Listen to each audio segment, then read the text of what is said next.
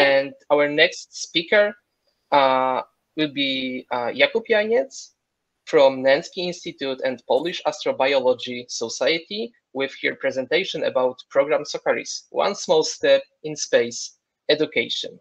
So, floor is yours. Okay, can you see my presentation? Can you hear me?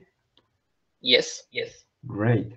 So I hope to be in time because last time I tried to explain this whole program, it took me more than an hour. So maybe this will be a short version. But yeah.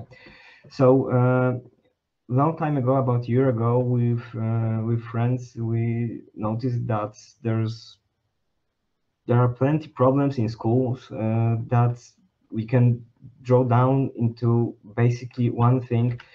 There is no stories in class. People love stories. We love to hear stories. We watch movies. We read books, and the complete story that is behind everything um, is what is drawing us to these things. In schools, there's a problem that there is no complete story usually.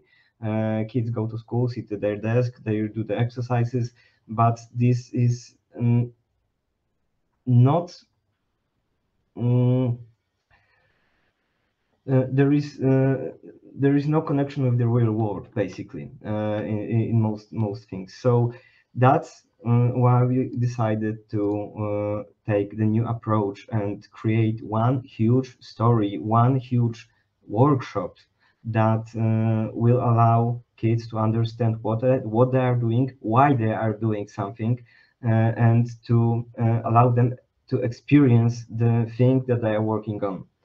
And therefore, the program Sokaris was born. The key elements of these workshops is basically this one complete process from the beginning to the end. We used gamification of the classes to create this whole story, to guide students through this story. And also, the important thing is that they are during these workshops they are working in teams.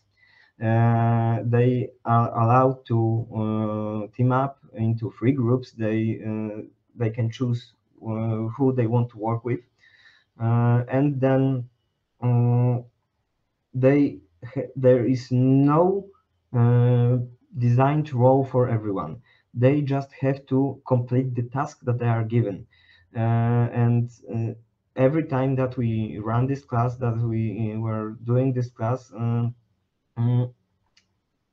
some subgroups emerged, and kids that were better, for example, in engineering things or in the biological things or management things, they start to take over the particular part of this group, and therefore the interdisciplinary team was somehow evolving from this group. The other thing is that we are giving them the real problems to solve in the real time. Uh, so, without further ado, the tools. Mm, we to conduct this class that is basically the whole shortened version of the space program, from the design to the building of the lander to landing on some other place to collecting data and drawing conclusions. um, we needed to we needed a planet. We needed a planet. To be precise, we needed 3 planets for 3 groups. Uh, and to create these planets that are somehow alive, they are evolving in real time, we needed to create the mathematical simulator that creates data that simulates, for example, the temperature and the fluctuations of the temperature in the atmosphere of that imaginary planet. We also created this strict set of rules that somehow bound their decisions, their work into real problems, into the real tasks that they would encounter during the creation of some space mission. Also due to the fact that space is extremely huge and extremely unpredictable in many times. We implemented the random events. For example, if when kids design the lander or put some or try to design the place for landing it, I'll explain everything in a second. There is a certain possibility, for example, that one of these instruments, for example, a thermometer or some kind of parachute that will be installed in the lander, will fail. This mathematical simulator also somehow includes these random events. We use a lot of visualization, for example, visualization of the rocket, of the whole starting process and the escape from the Earth gravitational field to show them how these things work, how this process of escaping the Earth, escaping the solar system would work, and how it would look like in the real mission. Later, when this mission luckily or somehow lands on the destinational body, it brings back not only the data, for example, these temperature fluctuations on the planet, but we are bringing back from this planet soil samples. Then kids their job is to analyze these samples. They have a variety of methods to choose. For example, to look for amino acids, to look for sugars, to look for the pH differences and the pH evolution through the time in the sample, and basing on this, they are able to draw conclusions and to somehow estimate if there was something alive on this planet, if there are some biosignatures on this planet. Also, due to the fact of these random events that, for example, the thermometer is broken and it's giving us some weird data, they have to decide what to do with this. They have to decide how to interpret it, how to make suggestions for the next missions, and all of this creates the sensation of the control. Kids, these groups, these interdisciplinary groups, are in control of every step. Their decisions control every step in the evolution of the workshops. That basically leads to infinite numbers of endings that these classes could end. So every workshop is basically unique. So what they are doing in this during these classes? First, they're entering the class as invited specialists, invited experts that were asked to create, to design, to create, to build, to send, and to analyze data from the space mission. They are able to choose. Each team is able to choose one planet from the data that we gathered. There are some data that are fixed due to that define each world. Then kids get every team gets a map of this world. This map is divided to biomes. This map is divided to sections, and every biome has its own characteristics. For example, it's more wet, it's more dry, it's more windy, there's a bigger radiation spot, there's a volcano nearby. And at this time, at this point of the workshops, they have to choose the safest and the best landing spot for their future lander, that will allow them to find life, to find what they are looking for. Then they are designing the lander. They have a whole list of instruments which they are able to fix on the lander. But as in the real world, the instruments have some weight. They draw power from the batteries and from the solar panels on the lander. So the team has to decide which of these instruments, there are about 15 of them on the list, which of these instruments is the most vital for them to prove their thesis that in this spot where they chose on the particular planet will be something interesting. They have usually choosing three instruments because there are three slots on the pre-designed lander, and then the lander, after the design, we gather their decisions, and the lander is sent to the destination planet. Of course, there is a huge show in between, and there's the start of the rocket, the escape from the gravitational field of the Earth, etc., etc., etc.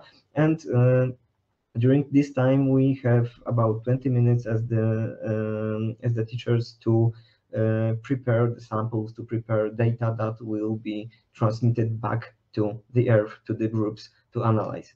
After the break, kids go back to their teams, and they are given data from the surface of the planet that were transmitted back by the lander, and they have to somehow search for the patterns, search for the some basic information about the planet that will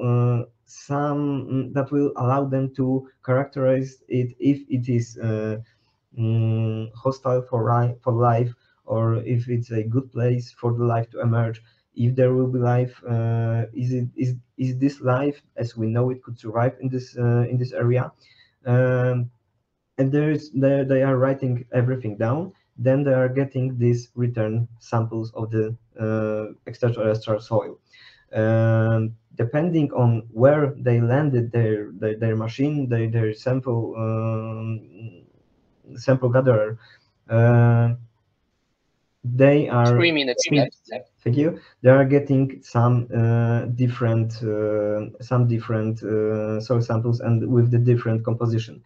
They are doing the experiments. They are drawing conclusions from these experiments, and at the end, they have to choose one person that will be the spokesman of the group and announce first the conclusions, and then announce the outcome of the entire mission. These workshops basically take about 4 hours to complete, but the feedback was always absolutely amazing, and students loved this whole pattern because there is one closed story. We took one step more, and this year during the summertime, there is the Pole and Rock Festival in Poland, one of the biggest outdoor festivals in the world. We decided to recreate this whole mission, this whole program, this whole Sokaris program live on this spot with real tools. We, instead of designing the lander, people just had to choose their tools, for example, a shovel or a hammer or something else, and they exit the imaginary habitat to look for the samples on this new planet that were the Poland Rock Festival. They bring back samples, they analyze this with them, and also we draw back conclusions to somehow explain how the scientific method works, and also to complete this story, to complete the process. At this point, I'd like to thank everyone that was involved in this process. Gosia Malczewska, also Mikołaj Kuska, that helped me that we worked together on this script, on this scenario. And I'd like to thank Adrian Macion that helped me to move these classes, move this workshop from the paper, from the imaginary plane into the real world on the Poland Rock Festival. It was, I know it was a bit chaotic, but it was extremely short time. Do I have any questions? Okay, thank you for amazing talk. So we have two questions that are similar. So if you can. Yes, I'm looking at them now. Okay, so I can. Okay, you see, yes. Yes, You yes, can I see can it. see them. I can see Okay. them. So Ryan, we designed these classes for basically for the first years of high school, but we tried them on the a bit younger groups, for example, 13 years, 14 years old, and it also worked really well. The conclusion part and the defense of the thesis part. Actually, if more younger the kids, the more crazy idea they have. One group brought, for example, the whole alien with them. They brought their friend from the group and presented him as a alien from this planet. They described everything that was weird about the planet using some paper stuff that they attached to him, and they described this life using his friend. One group, also younger, talked about the techno signatures. And they estimated that there was life, there was civilization on this planet that were investigating, but it was all extinct because of the pollution of the lack. Because they didn't care about the environment. Yes. Do I have any more questions? Great. No, because I asked. Yes. So I have one more question. Yeah. So maybe Go I ahead. should ask, yes, on privacy, but why not here? What is the biggest challenge from your point of view for the next steps of design or developing of these classes? Oh, the biggest challenge is honestly that it takes 4 hours. Because, for example, in Poland, many schools is not so keen to give up 4 clock hours of classes of lessons to create this to conclude these workshops, because there is a program to material to do. So they are not so happy that that they have to give up these 4 hours. And other thing, well, we have to gather more data at this point, and this the real problem right now. We have to gather more data to improve the simulator, because it was based on the two papers about the Martian fluctuations of the temperature, and for example the pressure of the atmosphere, and using this mechanics of the atmosphere, we created this behavior. They recreated this behavior in mathematical simulator, but we want to implement, for example, the seismic reaction of the ground. We want to implement the radiation part, the meteorite strike, for example, or the behavior of the star. But we need to gather more data, and this simulator will grow and grow. And as I say it now, I think we will need much more powerful computers to run this simulation to give back data to the kids. Do I have any more questions? So Yeah. amazing for me. Okay. So we can, for now, Okay. end your presentation. So I'm gonna kick you. Okay, so just one more second. Thank you very much. If anyone would have Okay. any more questions, just please contact me via the networking session or via Hopin or anywhere. Or if you want to find me, there is my profile on Astrobio site. So yeah, thank you very much, and thank you. Thank you so much.